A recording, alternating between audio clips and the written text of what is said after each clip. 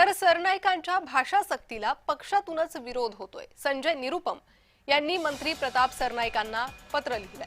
निर्णयाचा पुनर्विचार करावा। संजय निरुपम यांनी पत्राद्वारे ही मागणी केलेली आहे। संजय निरुपम यांचं मंत्री सरनाईकांना हे पत्र आहे। मराठी भाषा सक्तीला त्यामुळे पक्षातूनच विरोध होताना पाहायला मिळतोय। या निर्णयाचा पुनर्विचार करावा अशी मागणी पत्राद्वारे निरुपम करतायत। अधिक माहिती घेणार आहोत आमच्या प्रतिनिधी ज्योत्स्ना गंगणे यांच्याकडून। ज्योत्स्ना, आपण पाहिलं परिवहन मंत्री प्रताप सरनाईकांनी मराठी सक्ती संदर्भातला एक महत्त्वाचा आदेश काढला आणि त्यानंतर संजय निरुपम म्हणजेच पक्षातूनच त्याला विरोध होताना पाहायला मिळतोय।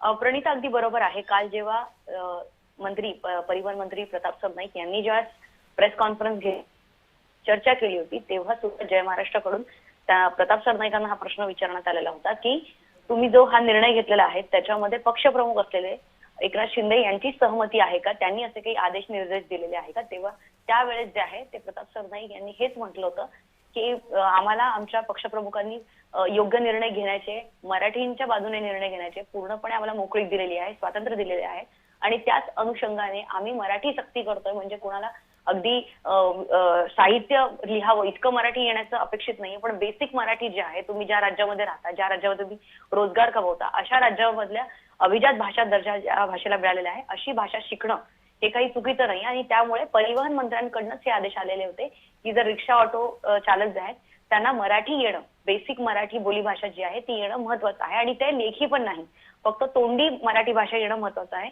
अशा प्रकारचे निर्णय जे आहेत त्यांनी निर्देश दिलेले होते। आणि त्यानंतर आता त्यांच्याच पक्षातले संजय निरुपम यांनी मात्र जे आहेत या निर्णयाला घेऊन त्यांनी त्यांचं मत व्यक्त केलेलं आहे, त्यांनी त्याचा विरोध केलेला आहे।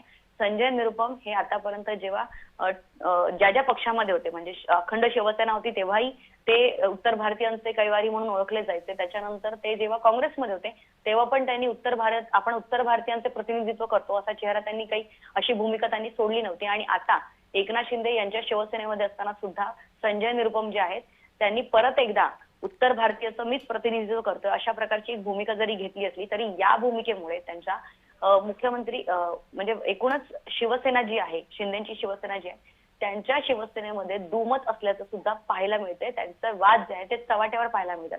कारण एका बाजूला आम्ही मराठींचे कैवारी आहोत, आम्ही मराठींच्या पाठीशी उभे आहोत असं म्हणून राज्य सरकारकडनं काही निर्णय घेण्यात येत आहे आणि त्यानंतर त्यांच्याच पक्षातले संजय निरुपम, काही आता आलेले नेते नाही आहेत, संजय निरुपम हे जुने जाणते नेते आहेत आणि अशा प्रकारची जाहीरपणे ज्यावेळेस ते भूमिका मांडतात त्या पक्षांतर्गत असलेले वाद या भूमिकेवर उपमुख्यमंत्री एकनाथ शिंदे किंवा परिवहन मंत्री प्रताप सरनाईक हे कशा प्रकारे पाहतात आणि त्यावर काय निर्णय घेतात हे पाहणं महत्त्वाचं आहे। धन्यवाद तुम्ही दिलेल्या सविस्तर माहितीसाठी।